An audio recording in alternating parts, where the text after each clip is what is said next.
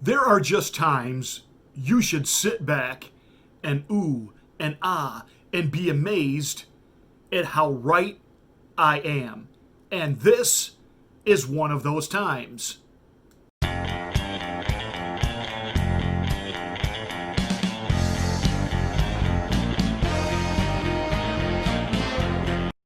A few days ago, I started talking about that I believe President Trump is going to win by a landslide. Now, I know there are other people in the conservative media world who have been saying that. Hey, come on. I think even a lot of Democrats understand that their guy just ain't got it. I mean, Joe Biden came out of his basement yesterday and went to Pennsylvania, and after coming out of his basement, he saw his shadow, and it's 4 more years of President Trump. I mean, that was just a pitiful appearance that he did. He goes to Pittsburgh. He's in a room with no one else in the room but 5 reporters. He's standing in front of some type of mesh screen, which, when they put that close-up shot on him, it looks like he's standing in a cage. He took no questions from the reporters. He left as soon as it was over. He didn't talk to any of the people that work there, any of the students that take class there. He talked to no one. He went, did his speech, and left. He literally could have done that speech in his garage.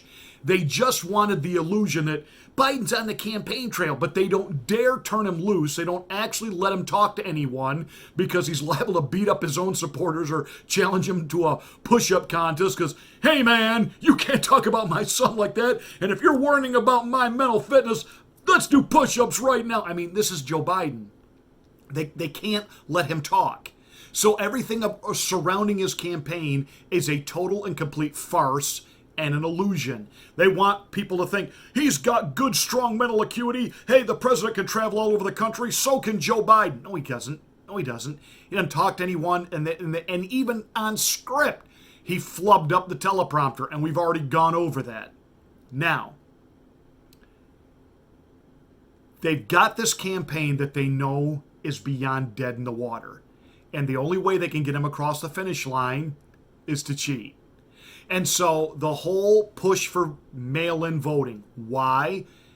It's easy to fraud. It's easy to manipulate. It's easy to cheat. As Joseph Stalin once said, people who vote decide nothing. People who count votes decide everything. And so we've even heard from President Trump saying, we might not know who won on election night. And we're being told this now on a regular basis by the media, by the left, by the right, as if this is a foregone conclusion now. And I have been one of the few voices saying, I think the president is going to win in such a landslide that he ends up winning New York and California. And I've been laughed at, and I've been said, oh, Pastor Marty, you're out of your mind. You can't possibly, no. Then Hillary confirmed what I thought. Joe Biden should not concede under any circumstances. Now, why would you tell someone who's going to win an election, don't concede?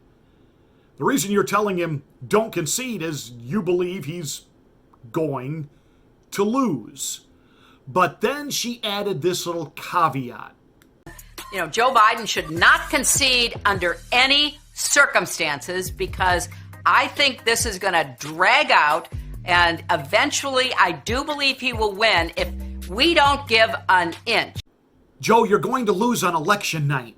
But ultimately, when we get through stuffing extra ballots and creating more mail-in ballots to put you over the top, then you will be the president. In other words, she was absolutely coding to the liberal left, don't freak out, don't panic, and please don't commit suicide election night when the results come in overwhelmingly for Donald Trump. Joe, don't concede. Doesn't matter how many networks call the election that night for Donald Trump. Ultimately, we will drag you across the finish line. That's the game plan, and she was alerting people of that. And again, I when I heard that, I said, Trump is poised to win in a massive landslide. Their internal polling, their internal data shows them this. And then HBO on their TV show Axios, which is, a millennial website, They met with the former campaign director and former campaign strategist for Michael Bloomberg. And they deal in polling data.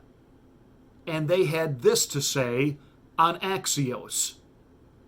The reason we talk about a red mirage is, in fact, because we believe that on election night, we are going to see Donald Trump in a stronger position than the reality actually is. We are sounding an alarm and saying that this is a very real possibility, that the data is going to show on election night an incredible victory for Donald Trump. That is likely to be what we see when every legitimate vote is tallied and we get to that final day, which will be some day after Election Day. It will, in fact, show that what happened on election night was exactly that, a mirage. It looked like Donald Trump was in the lead, and he fundamentally was not when every ballot gets counted. You have a result on election night where it appears that Donald Trump has won, but a result after ballots are counted that show that Joe Biden has actually won. That's right. Bum, ba-dum, bum. They know that Donald Trump is going to win in a landslide. So this year, instead of it being Russian collusion to delegitimize Trump and never-ending investigations on collusion, they're already setting it up that when President Trump wins re-election, first of all, they're going to try to drag it right out to January to get their wet dream scenario fantasy of, because they haven't certified the election, that Nancy Botox Pelosi, as the Speaker of the House, becomes the acting president. Can you imagine? But ultimately, when they finally have to certify, if they just can't create enough fake ballots to make it happen, that the thing that they are going to harass President Trump with for the next 4 years will be never-ending investigations and criminal inquiries and congressional hearings and Senate hearings and a special counsel to look into how did President Trump win a state like New York or California? He obviously cheated. You see what they're setting up. This is it. This is how they delegitimize it again. Another innocent Democrat like Joe Biden had an election stolen by the Orange Man. What we have to do is make sure that the landslide is so big, so decisive, that there's no way they can steal or cheat it. They are just not ready to accept that the vast majority of Americans don't hate Trump, and that even sane, rank-and-file Democrat-type voters, people who just want to work, pay their taxes, they might be a little liberal on some social issues, but they're not radical left libloons who want to watch their country burn to the ground, have no law and order, and, live under never-ending mandates and fear. They're going to go in that voting booth and they're going to vote for Donald Trump, and they're going to do it in mass. And there's a backlash coming in New York against Andrew Cuomo. There's a backlash coming in California against Gavin Newsom. And in these so-called battleground states that are run by Democrats, Illinois, Pennsylvania, Michigan, Ohio. Ohio has a Republican. Ohio, he's a rhino. He's Republican in name only. The backlash against all of this overreach with coronavirus mandates and masks and shutdowns, the backlash is palatable, and they are going to strike a blow on election night. And so already the Democrats and the libloons are in full swing to delegitimize the re-election of Donald Trump. On the one hand, we need to be concerned, we need to understand, we need to be ready for this. And on the other hand, sit back and smile and realize these people have completely lost it. And they know they've lost it before the first ballot is cast. And by the way, what an assumption on their so-called models. How do you know that the overwhelming mail-in ballots will be Democrat? There you have it.